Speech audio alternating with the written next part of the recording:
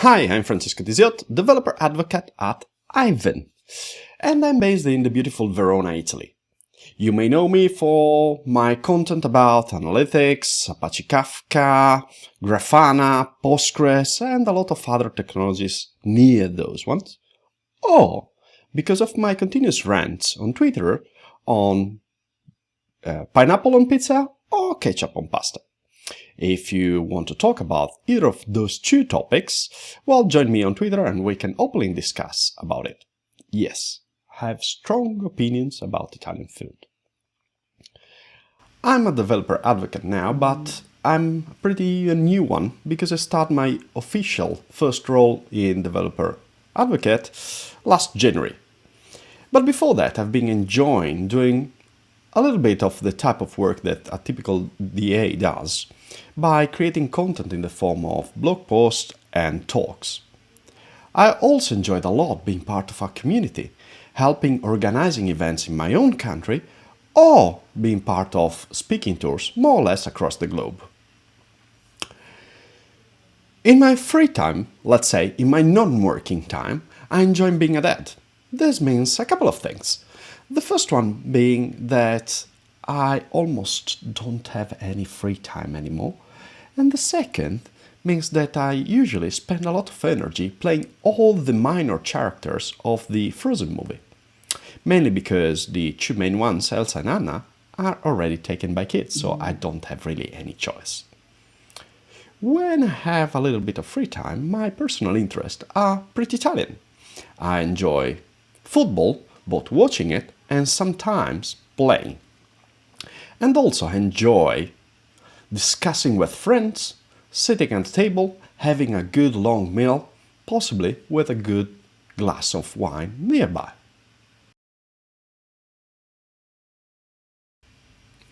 I feel developer advocates are like bridges.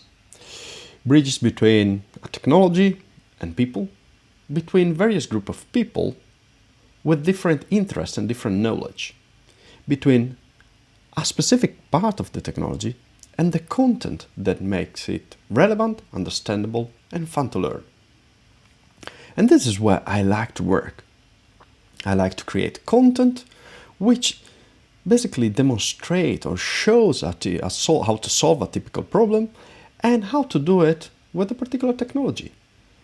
And in this mix, I like to be creative, trying to find new ways, try to find new examples that are easy to understand, that are familiar, and why not, they are maybe fun, in order to give to the audience a way to basically feel that they have a similar problem or they have a similar situation and they can use the beautiful technology that we all have under our hands to solve their problems. But being a bridge means also that we have to check that the flows go in both directions. We don't have only to talk, we have to listen. And the beauty of being in the middle of communities, being that on virtual or in physical, is that if you listen carefully, you get a lot of the developer issues, the pain points, but also the good solution that they already created. And you can react on them. You can shed the light into their work, or you can create content in order to solve those specific problems that you just heard about. The last thing is basically meeting with people, engaging with people, also allows me to grow both professionally but also as a human. And the good bit about being in DevRel is that for me, DevRel brings humanity into this technological world. We have the human touch behind or in front of a particular technology.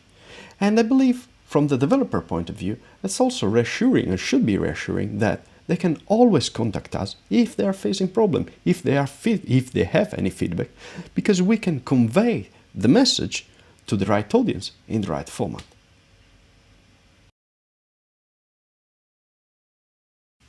Being fairly new to DevRel means that I have a lot of things to learn, from identifying the audience to how to write a documentation which is interesting and readable, understanding the framework that are behind the documentation, and also, for example, how to craft the perfect abstract which is still an art that I don't fully understand. So basically I need to understand all the little things that make a piece of content being relevant and shine for the right audience. But if I have to choose a specific thing that I struggle most, is not about the content. In fact, it's quite of the opposite of the content. It's the pure lack of content or the silence. Initially, when I tried to craft my own talks, I tried to fit in the 45 minutes of the talk as much content as possible, with the idea that including more content would give more information to the audience. But I wasn't completely right. When I started my official journey in DevRel, I started doing rehearsal with co-workers. And a lot of them, together with my boss, hi Lorna by the way, they started telling me, try to add some pauses when you talk. Initially I didn't understand why I should waste some time that I got allocated with silence. But then I started realizing that silence gives the people the time to ingest what you are saying, to draw their own conclusion, and to be ready for the next chunk of information that you are sharing with them. So managing the art of silence is something that I want to invest. Now, I'm not aiming to give an entire talk without talking, but still trying to understand how you can convey information with silence is something that I want to invest on.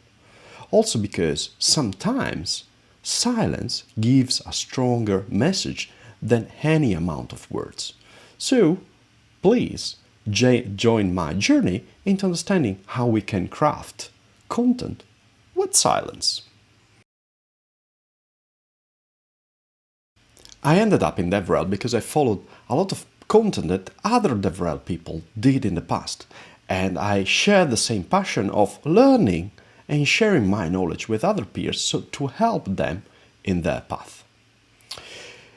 I've been lucky because in my career I've been working with a lot of people like Mark Rittman or Stuart Bryson or Maria Colgan that even if they never had a proper DevRel title on them, they were this kind of mix of community, technology and sharing amazing content to help others grow.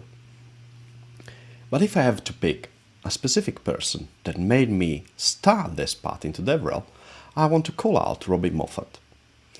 I've been sharing part of my path with Robin for a long time, and he has been always a good star in my sky when I was thinking about content I wanted to share or when I was thinking about the shape of the content that I wanted to share. Also, he has been a really good mentor, helping me whenever I had doubts or helping me finding my own path into DevRel. Most recently, at DevRelCon 2021, I really enjoyed the talk from Naomi Pentrell. She gave a talk about how to craft a good demo. And I really understood all the little details that can take a demo from being a basic one to being a good one.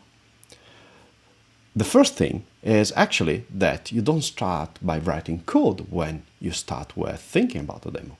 But you more or less have to write down a document understanding who is this demo for, what is the type of event, what type of attendees you will have at the event, and what is the main message that you want to convey with your demo. Another practical tip that she shared was to stay in touch with the development team, specifically when you want to showcase a beta, a new feature, because being in contact with the dev team can save you hours of debugging if you find something that is not working as expected. So I suggest all of you to go and check Naomi's talk at DevRelCon 2021.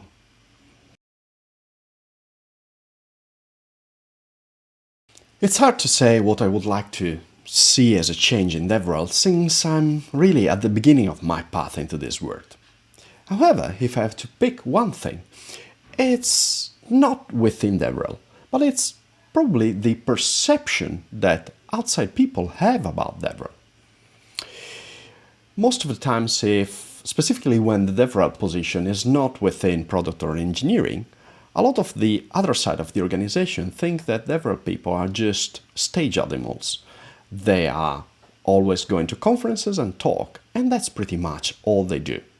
But we all know that there is much more that we can do in a company. Changing this mentality from the outside means that we as DevRel need to talk with the other departments and kind of showcase that we are technically valid and not only a voice on stage. How can we change this perception? Well, probably it's not an easy task to do from inside, but if we can do something, is probably sharing a little bit more of what we do apart from talking on stages. Sharing, for example, how we give feedback, how we are customer zero of our products, how we can understand the voice of our customers and convey the message precisely to our peers in the company. This is a little bit of what we can showcase to open the eyes of people and have them realize that, yes, we are conference aficionados, but this is only part of the job, part of the beauty that we can bring into the company. I hope you enjoyed this 10 minutes of talk, and I hope to stay in touch with you on Twitter or any other social media that we can share. Thanks again from Francesco, and I hope you will find your way into DevRel and find your way also in pizzas, hopefully without pineapple. Thank you very much, and bye-bye.